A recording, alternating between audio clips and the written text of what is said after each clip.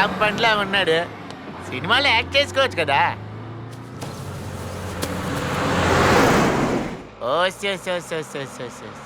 బాబు గారికి భక్తి ఎక్కువ అనుకుంటాను. భగవద్గీత తెగ చదివేస్తున్నాడు. ఆఫ్రికా అడవిలోంచి వచ్చినట్టున్నాడు. తెలుగు పేపర్ చదువుతాడైతే.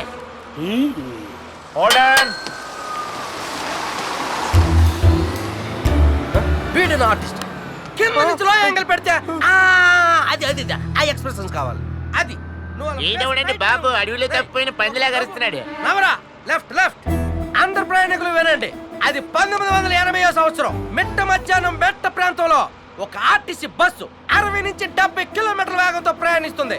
ఆ ప్రయాణిస్తున్న సిచ్యువేషన్ లో ఆ విత్ ఇన్ సెకండ్ లో ఒక ఇద్దరు కత్తులు తీసుకుని బస్సు ఎక్కి కస్ కస్ కస్ కస్ నరికేశారు. తల ముండే వేరైపోయింది. ఆ తర్వాత వాళ్ళ బాధ, వాళ్ళ శ్రమ, వాళ్ళ పడ్డ కష్టం పంప తీసి కట్టేస్తే వేట్రా.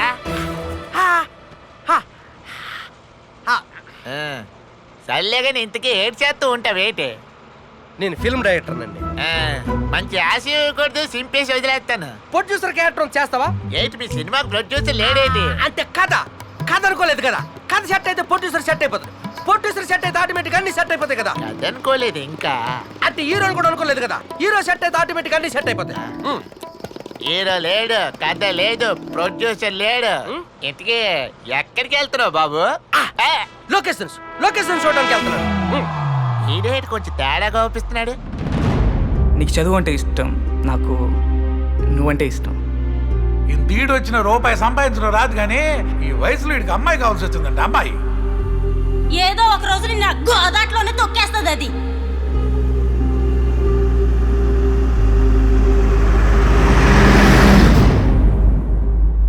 ఎగ్జామ్స్ అయితే వదులుకోగలను కానీ నా కళ్యాణాన్ని వదులుకోలేను రా. ఎందుకంటే ఎగ్జామ్స్ పోతే సప్లిమెంటరీ ఉంటుంది, కానీ నా ప్రేమకు ఉండదు. అమ్మాయిలు ఎప్పుడు పనికొచ్చేవాళ్ళని, పైకొచ్చేవాళ్ళని నమ్ముతారా?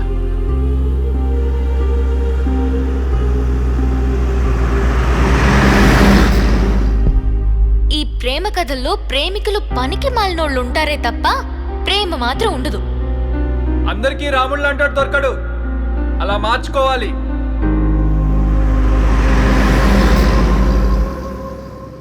ఎందుకురా నేనంటే నీకు అంత ఇష్టం? కానీ అందులో ఉన్న నీ జ్ఞాపకాలు ఎంత ఇచ్చినా కొనలేదు. తన్ని నువ్వు ప్రేమించావు, తను నీ డబ్బుని ప్రేమించింది.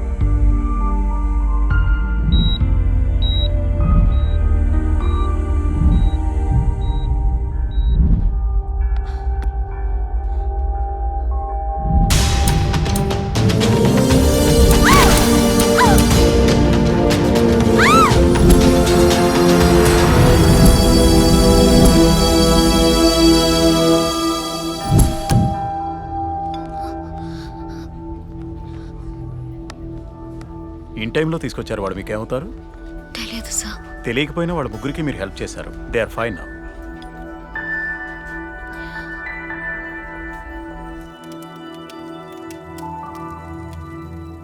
చిరు చిరు మొక్కను తెంచలేవు, విరిసిన మొక్కనే తుంచలేవు, పూసిన పువ్వుని కోయలేవు, రెమ్మను జారితే వదులుకోవు, తూది చిలకమ్మ వయ్యారం ఉయ్యాలకే తీసిపోదు. Excuse me madam.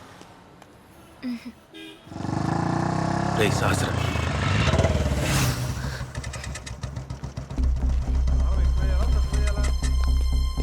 ఆ రోజు చెప్పకుండా వెళ్ళిపోయావు ఏంటి? మాట్లాడుకొని వెళ్ళిపోతున్నావు. సహస్ర, నిన్నే అడిగేది. నీకోసం ఎన్ని చోట్ల వెతికానో తెలుసా? అరే మాట వినకుండా వెళ్ళిపోతావు, ఏదో కొంపలు అంటుకుపోయినట్టు. అందరూ చూస్తున్నారా? అది కాదు బాస్, చెప్తుంటే వినకండి. బాస్, ఎంత పొగరే నీకు. లేదు బాస్, ఇంకేదో అయింది. పిచ్చి పిచ్చి ప్లీజ్ కంట్రోల్ చేసేది.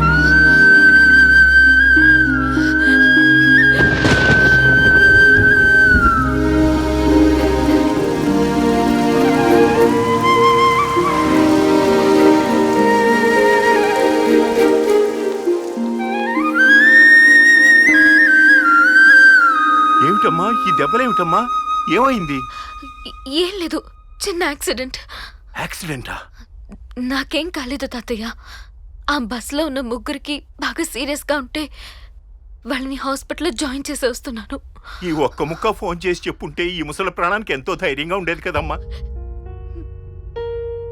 ఏమోనమ్మా, నీ మనసులో ఏముందో నాకు తెలీదు, కానీ నా మనవరాలి ముఖంలో నవ్వు చూసి కొన్ని నెలలయ్యింది. చూడమ్మా, నేను బ్రతికున్నానంటే అందుకు నువ్వు తప్ప వేరే కారణం లేదు. నేను ఆరోగ్యంగా ఉండాలంటే నీ నవ్వుకు మించిన మందు లేదురా, మందు లేదు.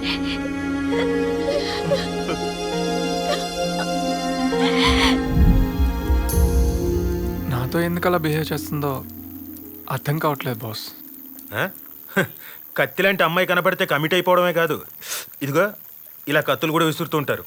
అందరు వేరు, తను వేరు బాస్. అవునవును, ఇప్పటివరకు ఏ అమ్మాయి కత్తి విసరలేదు కదా, ఈవిడేగా ఫస్ట్ టైం. అలాగే అనిపిస్తుందిలే. ఎన్నేళ్ల నుంచి కలుస్తున్నాం, నీ గురించి నాకు తెలీదా?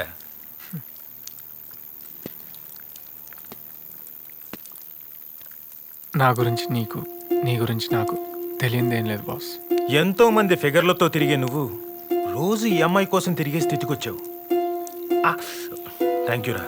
దీని గురించి రామాయణంలో ఒకటి రాసుందిరా, స్వధర్మే నిదానం శ్రేయ, పరధర్మే భయావహ. ఒక మనిషి మారాడంటే అమ్మ కంట్లో కన్నీరు చూసి ఉండాలి, అమ్మాయి మిగిల్చిన కన్నీరు అనుభవించి ఉండాలిరా.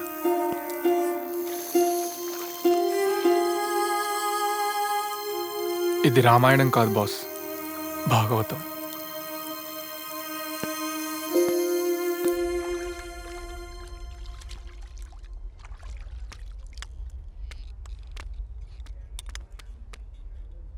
ఓకేనా బాస్?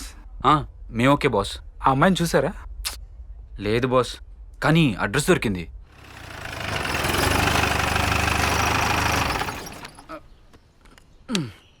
సార్, సహస్ర వాళ్ళ ఇల్లు ఇదే.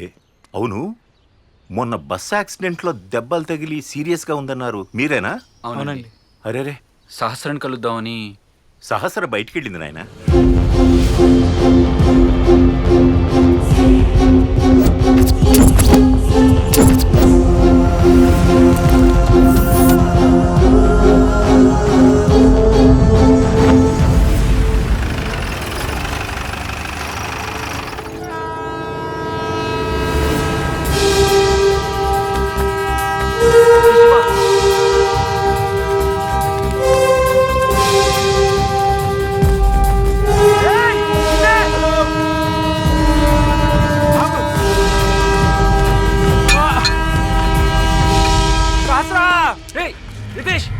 నువ్వు వెళ్ళరా. రే సిద్ధేష్, శివ లేరా.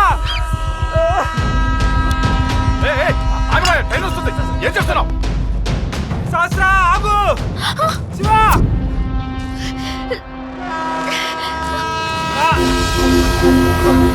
ట్రైన్ పట్టాలు తప్పినట్టు కుప్పలు మునిగిపోతారా బాబు?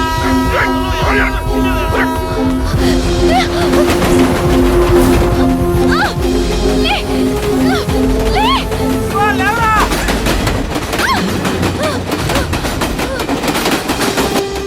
శివ గౌతమ్,